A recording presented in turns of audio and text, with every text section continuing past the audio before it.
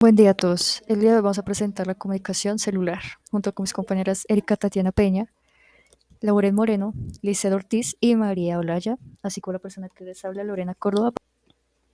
La comunicación celular se podría definir como la transferencia de información entre células. Su mecanismo esencial es el que las células perciben y responden a su entorno y tienen como base la coordinación biológica y la homeostasis. En la coordinación tenemos el crecimiento y funcionamiento celular normal y la alteración, que vendría siendo las consecuencias patológicas. En la coordinación de procesos vitales tenemos la homeostasis, que comprende el metabolismo celular, proliferación, diferenciación, morfología y muerte celular programada o apostosis. Como ejemplos tenemos la regulación de la glucosa, estrés y excitación, inmunidad y procesos reproductivos. En la glucosa, las células beta páncreas liberan insulina, la insulina permite la captación de la misma. En la estrés y excitación, el sistema nervioso libera adrenalina, acelera el ritmo cardíaco y aumenta la tensión arterial. En la inmunidad tenemos los macrófagos que detectan invasores, comunicación con las células T colaboradoras y respuesta coordinada. En los procesos reproductivos, que comprenden la espermatogénesis, ovulación y contracciones uterinas o oxitocina. También encontramos implicaciones de fallos, que esto puede desencadenar en cáncer, enfermedades neurodegenerativas y sistema nervioso. En el cáncer comprende la proliferación descontrolada de células y activación anormal de vías. En enfermedades neurodegenerativas tenemos el Alzheimer, Parkinson y silopatías. En el sistema nervioso podemos comprender lo que son neurotransmisores, serotonina, dopamina, así como trastornos neurológicos o psiquiátricos. También comprende otras enfermedades como lo son las hepáticas y cardiovasculares. Los tipos generales de comunicación celular comprendemos lo que es el mecanismo básico, paracrina, autocrina, endocrina, justacrina, contacto directo y sináptica, neurotransmisión. En el mecanismo básico tenemos lo que son los ligados o moléculas de señal, receptores específicos y transducción de señal. En moléculas de señal tenemos lo que son las proteínas, péptidos, aminoácidos, esteroides, gases, etc. En los receptores específicos comprendemos lo que es la membrana plasmática, hidrofílicas y interior de la célula, hidrofobas. La traducción de señal, que comprende mensaje al interior de la célula, cascada de eventos intracelulares, segundos mensajeros, que son el AMPC, IP3, DAC y CA2. Y proteínas sinasas y fosfatasas. La paracrina, que comprende la distanciación corta, células vecinas, mecanismo principal, difusión de señales en espacio extracelular.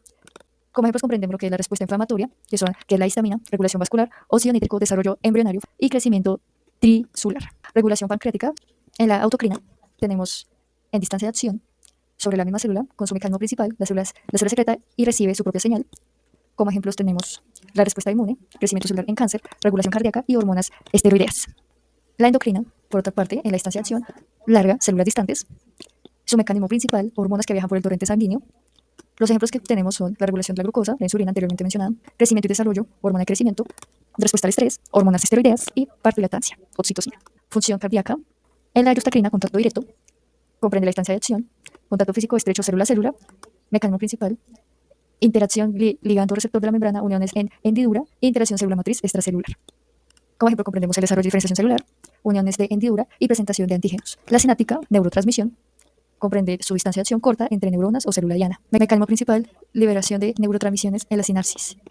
Como ejemplos fisiológicos tenemos la transmisión de impulsos nerviosos, regulación de estado de ánimo y cognición, respuesta al estrés y memoria y atención. Cuatro formas de enviar mensajes celulares. En los organismos multicelulares, las células necesitan coordinarse constantemente y lo hacen a través de señales químicas. Estas señales permiten controlar funciones como el crecimiento, el desarrollo, la respuesta inmunitaria y muchas más. Hoy vamos a hablar de manera sencilla sobre cuatro formas principales en que las células envían mensajes. Primero, señalización paracrina. En la señalización paracrina, una célula libera moléculas señalizadoras, llamadas paracrinos, que se difunden a través del espacio extracelular hacia células vecinas. Este tipo de comunicación ocurre a corta distancia, por lo general dentro del mismo tejido. Las señales paracrinas son esenciales, por ejemplo, en el desarrollo embrionario, donde una célula puede indicar a las cercanas qué tipo celular deben convertirse. También ayudan a regular procesos inflamatorios y de cicatrización. Segundo, la señalización autocrina. En la señalización autocrina, la célula se manda señales a sí misma. Es decir, los autocrinos que libera se unen a receptores en su propia membrana o dentro de sí misma. Aunque parezca extraño, esto permite que la célula refuerce su identidad o funciones específicas. Este mecanismo es clave durante el desarrollo y también se relaciona con enfermedades como el cáncer, ya que algunas células tumorales lo usan para activarse de forma constante. Tercero, señalización endocrina. La señalización endocrina se caracteriza por la larga distancia entre la célula que emite la señal y la célula que la recibe.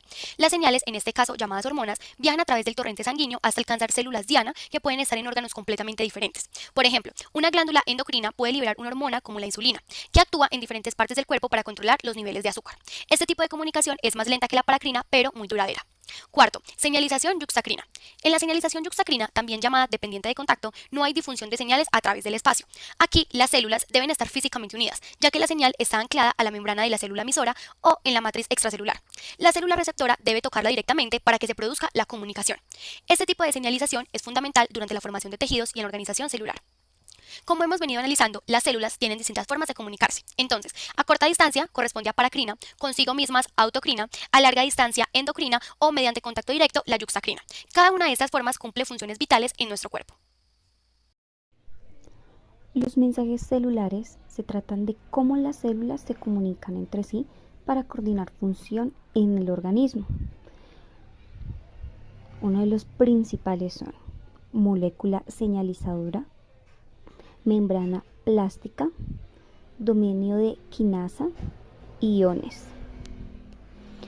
La molécula señalizadora es como una hormona neurotransmisor oxitocina que transmite información de una célula a otra para activar una respuesta. La membrana plástica es una capa que rodea y protege la célula. El dominio de quinasa parte de una proteína, generalmente un receptor, que puede transmitir grupo a otra molécula. Los iones es un átomo o moléculas con carga eléctrica que participan en la transmisión de señales. Célula emisora. Esta célula produce y libera la señal, como la molécula señalizadora, hacia otras células. La célula diana tiene receptores específicos para reconocer la señal y generar una respuesta. Célula no diana no posee receptores para esa señal, por lo que la ignora y no responde. Proceso de señalización celular. La señalización celular ocurre en forma secuencial a manera de evento en cascada, así es como un mensajero activa un receptor y este activa enzimas que activan a otras enzimas o proteínas adaptadoras. Se promueve la formación de segundos mensajeros y se produce un cambio en el funcionamiento celular. Es decir, que en una primera molécula activa una segunda que a su vez es activadora de la siguiente y así sucesivamente hasta que se produzca una respuesta celular específica. ¿Cómo funciona la señalización celular? Primero, recepción de la señal. Una célula emite una señal molécula señalizadora que viaja hacia otra célula, célula diana. Segundo, transducción de la señal. La señal se une a un receptor específico en la célula diana, generalmente en la superficie celular o dentro de la célula. Tercero, transmisión de la señal. La señal se transmite a través de una serie de moléculas intracelulares vía de señalización, a menudo en cascada, produciendo cambios en la célula. Cuarto, respuesta celular. Finalmente, la célula responde a la señal, lo que puede resultar en cambios en la actividad genética, la producción de proteínas, el crecimiento, la división, la muerte celular o la diferenciación. Un ejemplo completo es la señalización de la insulina, que regula la captación de glucosa, y la señalización de la adrenalina, que desencadena respuestas de lucha o huida.